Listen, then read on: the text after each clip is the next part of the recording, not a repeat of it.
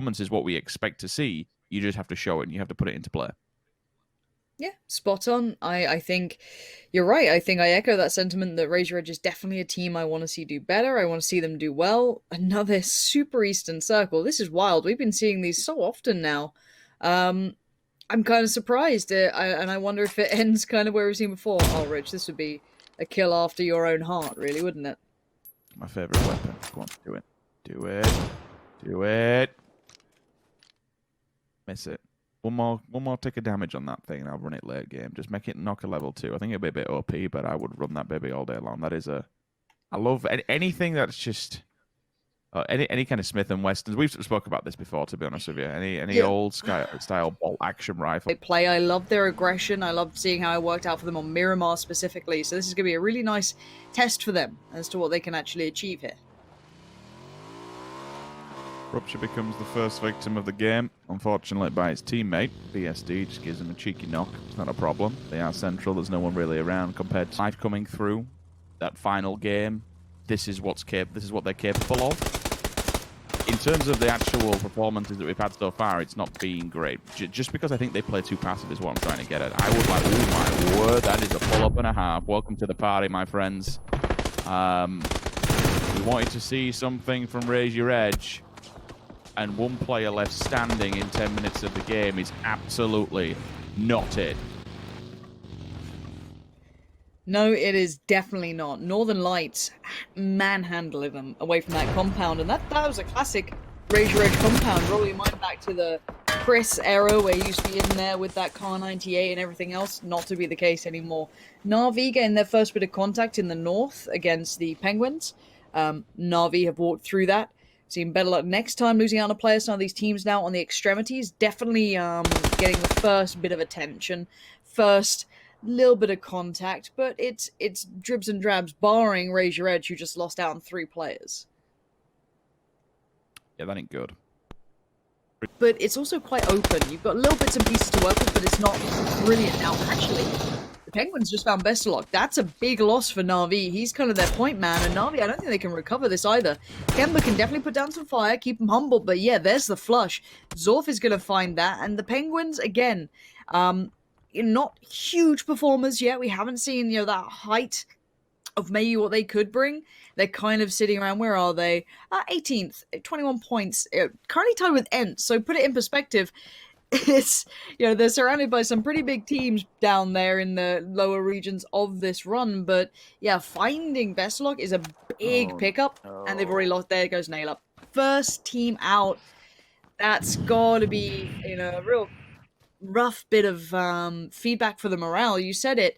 You don't want to be going down in first. You don't want to be losing out like this. I mean, that's got to hurt, right? You're in last place and you've just gone out in last. Surely your mentality is tatters now.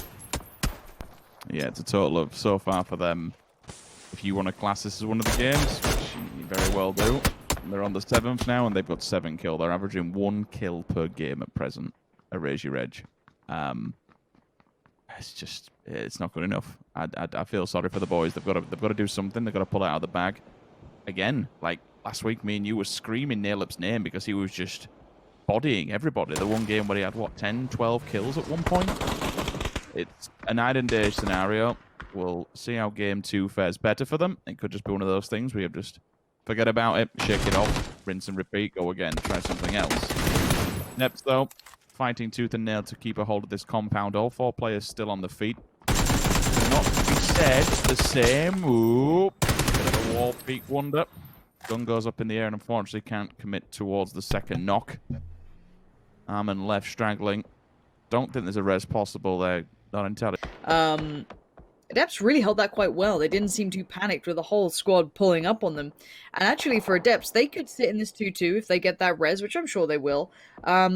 Or they could fold back towards Noki and get a very centralized position. Now, that's up to them. That's completely, player's choice. But now let's look towards the north. Let's look at who's on this side. This is slightly northeast. This is Na'Vi still in that tussle with the Penguins. You have FaZe. You have, a couple of others around this sort of area. The Wasted Potential, for example, the Misfits. They're all looking for a way in. There is a bit of a valley that runs through here in the north, so you could definitely still find a way in. There's room to be able to move, but there's a lot of teams here trying to get that timing right. They're looking for certain avenues of approach. Okay, do we want to move early and get ourselves in so we can fight out with safety? Or do we want to take our time and try and clear as we go to make sure no one's got our, no one's behind us? Now, FaZe in a bit of a mirrored scenario, but look at Fuzzface's off angle he's trying to provide here. Now they've taken down one of the players. He could have crested that hill, but they seem aware of that on Wasted Potential. They seem very aware that this could be a problem.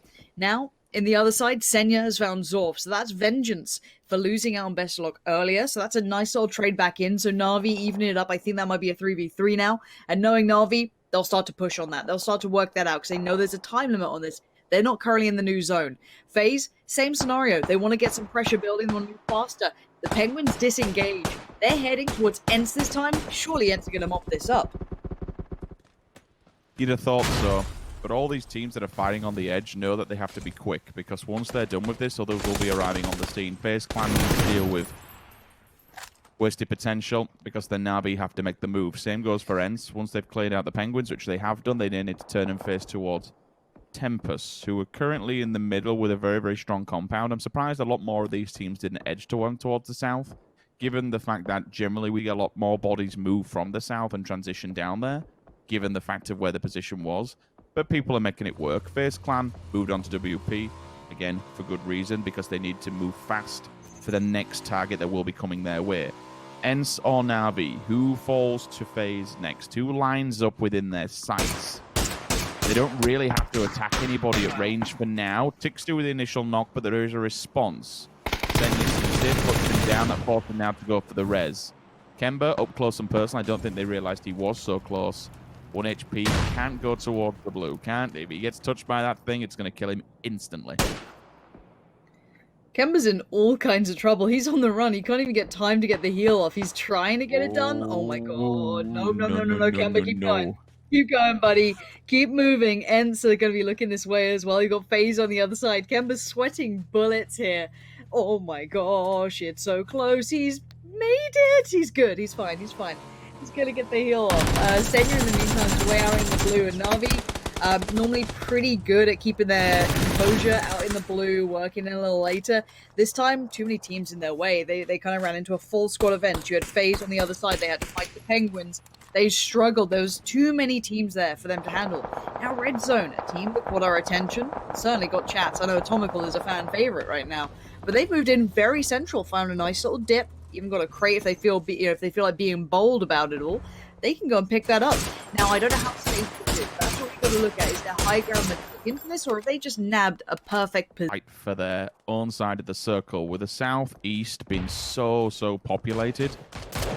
I think the bigger picture to that one when they arrive is how little land there is to work with. You'll have a few dips and divots here and there, but once you get into it, it's basically a roadside or bust. You can make it up towards the hill, which will give you some kind of survivability, but it's so vulnerable to Northern Lights' position.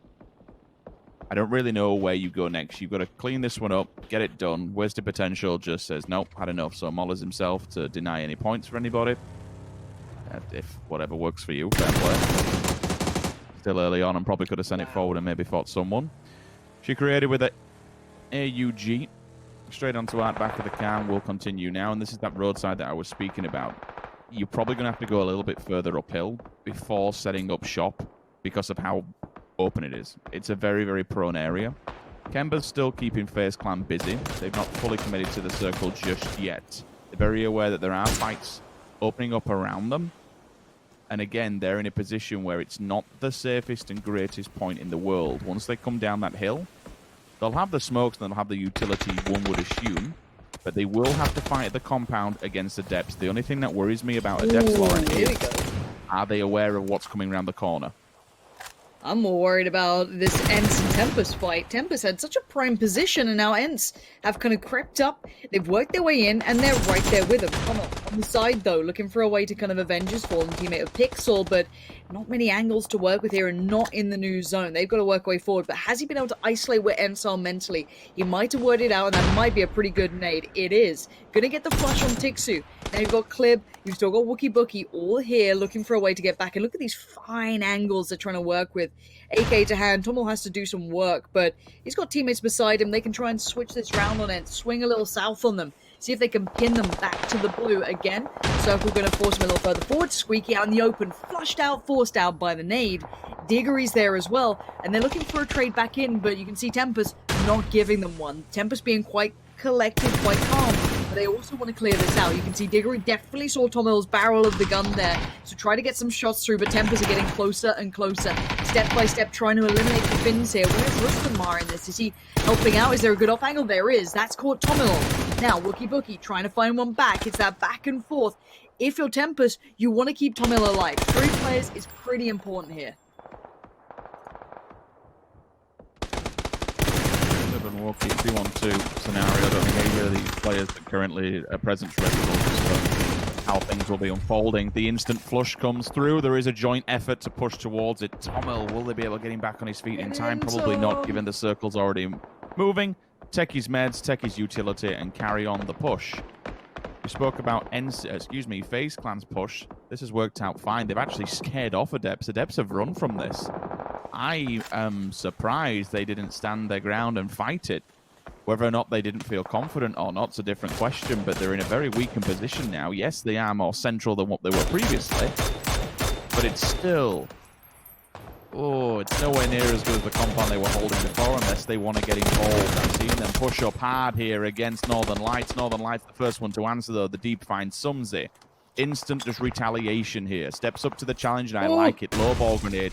Didn't expect that. That's a nice 2-for-1. Very cheeky. Up and over we go. The Northern Lights can probably clear this one out and see it through.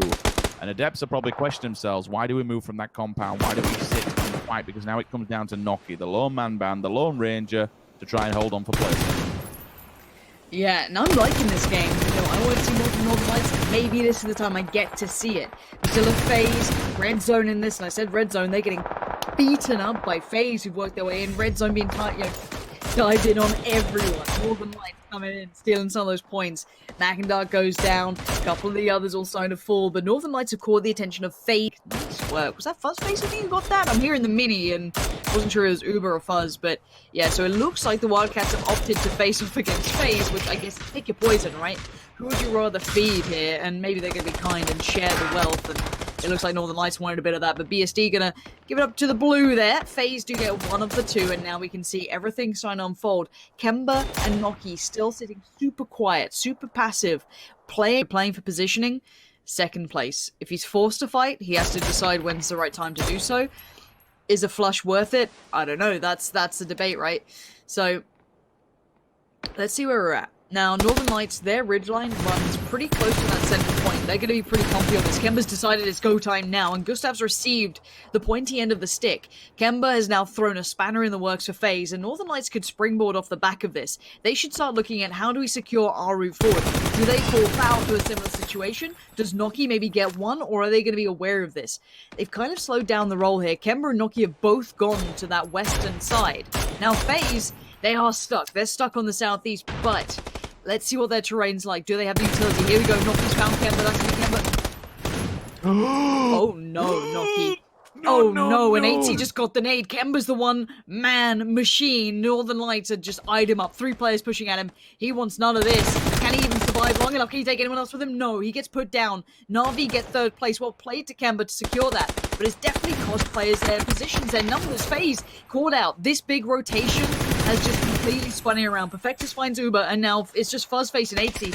80 down to a one-shot. Fuzzface sees someone on the low ground. It's the deck. He's looking around. He's looking for a way forward. 80's fallen. It's all on Fuzzface. He gets one, though. Is he quick enough? Is he good enough to deal with the rest? The nades come in. He's down to 19 HP, and he's down dead.